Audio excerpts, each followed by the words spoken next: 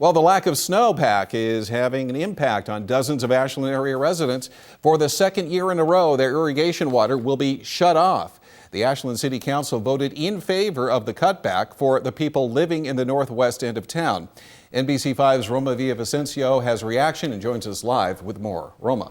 It affects 86 residents. Ashland City employees say it has to be done in order to have enough water for everyone. One resident I spoke to says he's worried about the trees and plants he's been taking care of for decades. It's just disheartening to not be able to maintain our properties like we've been accustomed to. For the past 20 years, Gregory Sprague has been maintaining his lush Ashland gardens.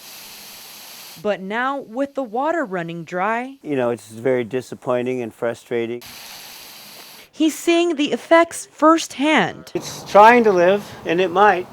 Sprague lives on Scenic Drive and says when his irrigation water was shut off last year, his landscape began to suffer. And I bought the property in 1987, and it died last year.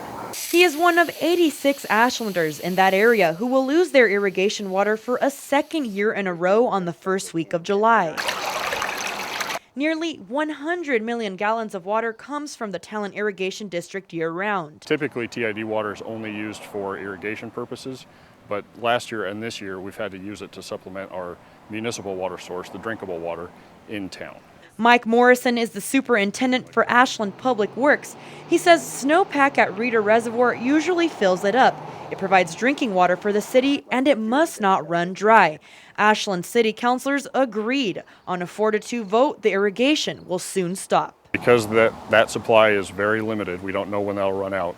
We have to use an additional supply, which in this case is going to be TID. Morrison says it's only being cut off for those specific residents because of the way the irrigation ditch was built. Where we're able to pump the water from the ditch up to our treatment plant is kind of in the middle of town, and we can't let water go beyond that point. While Sprague, who's called this quaint place home for 27 years, says he understands what's happening, he doesn't want his plants to wither away. I'm going to have to use city water to keep these beautiful old growth trees, which I have many of, alive.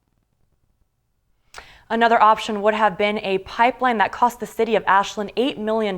They purchased it last year. It brings water to Ashland from Medford, but Morrison says it's only for emergency purposes and would cost more money. The irrigation water will be shut off until September. Live in the studio, Roma Villavicencio, NBC5 News.